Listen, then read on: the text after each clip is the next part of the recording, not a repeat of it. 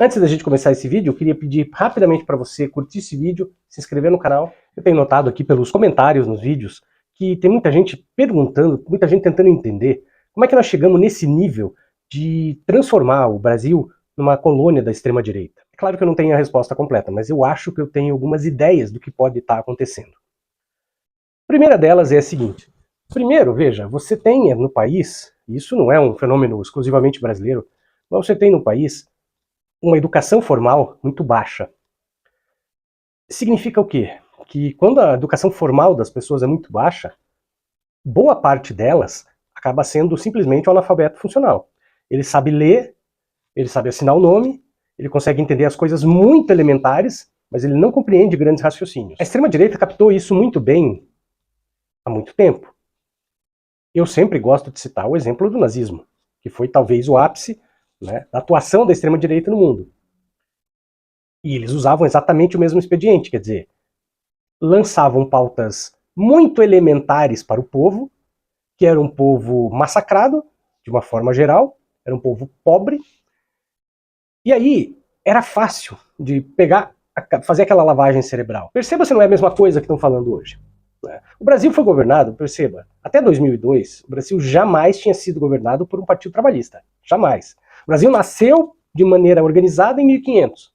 Até 2002, portanto, 502 anos, ele jamais tinha sido governado por um partido trabalhista. Aí os vagabundos vêm aqui dizer assim, porque o PT ficou 16 anos no poder e não fez nada. É dureza ter que aguentar um troço desse. E aí o cara fala, porque veja, porque desde que o Lula assumiu, não mudou nada para o pobre. Como é que não mudou? Se você tá falando isso, cara, você é muito otário. Você não tem noção do que é ser pobre. Porque na época do governo do Jair Bolsonaro, as pessoas estavam catando comida no caminhão de lixo.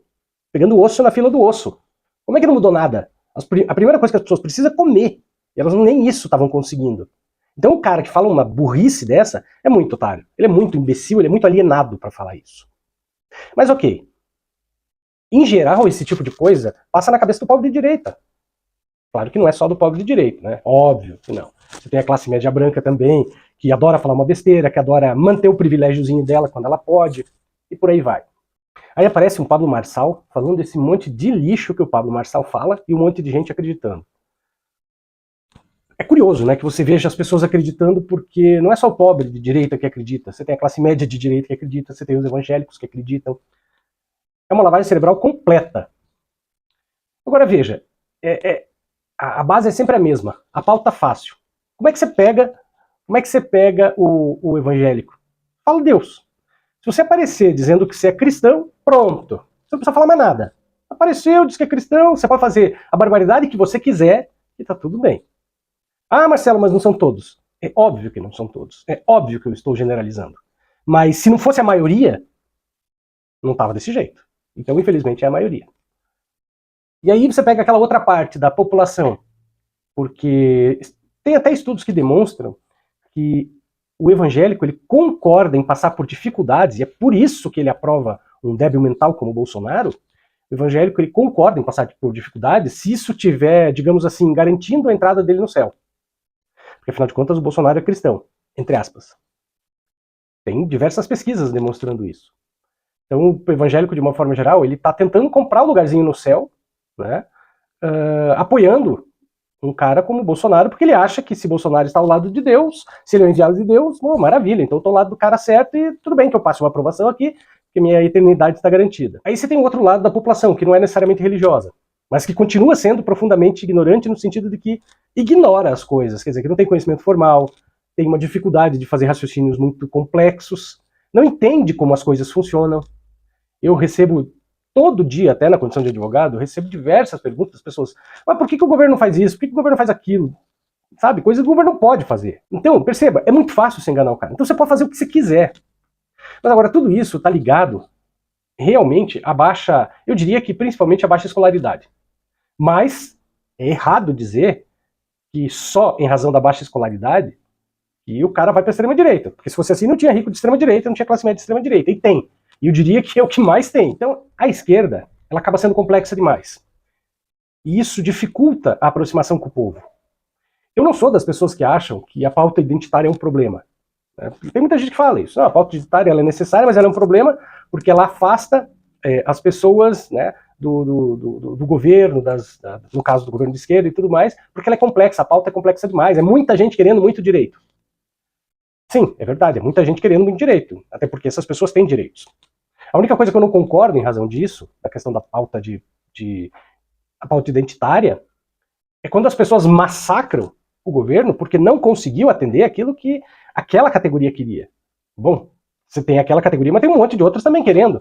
Então você tem que governar e estabelecer prioridades. Né? Quem entende de política sabe disso, sabe quem falou essa frase. Então perceba, é necessário você saber o seguinte, bom, tudo bem, eu tenho aqui um direito que eu preciso receber, mas tem outro ali que está muito mais na frente, que está muito mais em perigo. É verdade, por outro lado, que queira ou não, o excesso de pautas transforma a luta muito complicada. Por quê? Dividir para conquistar. Sun Tzu já dizia isso na Arte da Guerra.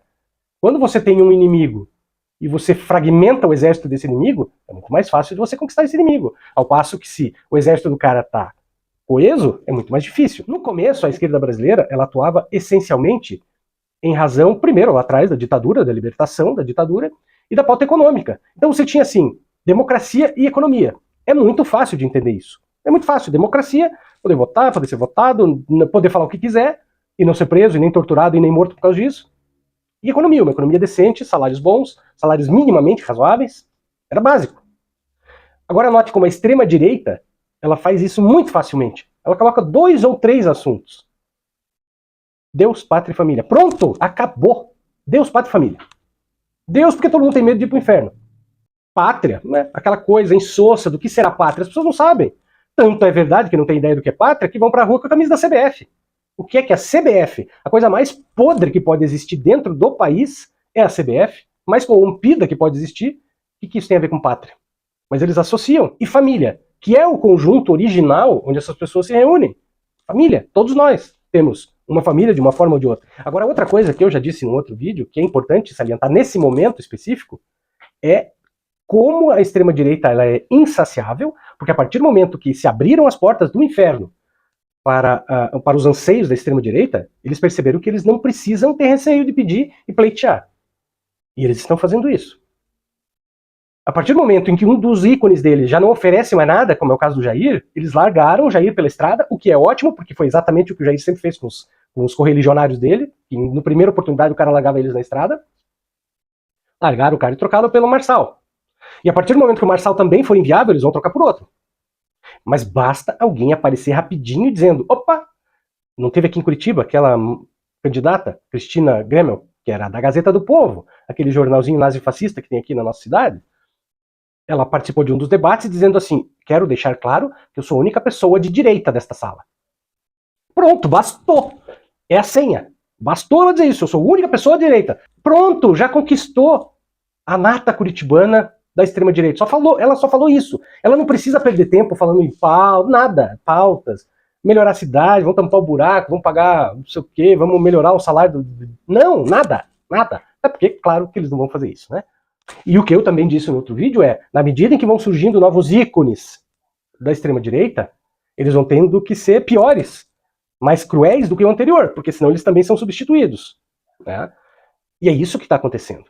Então eu acho que, resumindo a ópera, não é abrir mão das pautas identitárias, porque elas são importantes. Só que isso está nos distanciando do povo comum.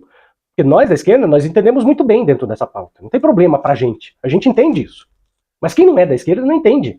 E para nos aproximarmos dele, para conquistar, para conseguir trazer essas pessoas para o nosso lado, a gente tem que falar uma linguagem mais fácil. Então nós não temos que abandonar as pautas identitárias, mas nós temos que falar a língua do cara e ver qual é a prioridade dele. A pauta da extrema-direita é fácil demais, e é por isso que está pegando tão rapidamente as pessoas. Então a gente precisa, claro, compreender esse momento e tem que compreender a seriedade do momento. A extrema-direita é muito perigosa. Eu tenho falado muitas vezes que nós estamos beirando o fascismo dos anos 30. Estamos beirando. E ao contrário daquela vez, o fascismo não vai nascer mais, porque aquela vez ele nasceu na Europa. Dessa vez não vai ser. Essa vai ser na periferia do mundo. Vai ser na América Latina, por exemplo. Que é um dos lugares onde isso está mais em ebulição. Porque você tem os agentes da extrema-direita tacando pau. E como as nossas instituições não agem, uns porque não querem, outros porque não estão entendendo o que está acontecendo, ficam tratando os não democratas como democratas, Bom, você chegou até aqui, eu peço para você a gentileza de se inscrever no canal, compartilhar os nossos vídeos, curtir os nossos vídeos. E se você puder, considere a hipótese de você se tornar membro aqui pelo YouTube, só R$ 4,99 por mês, você cancela quando você quiser, e com certeza você vai estar me ajudando a produzir mais e melhores vídeos todos os dias.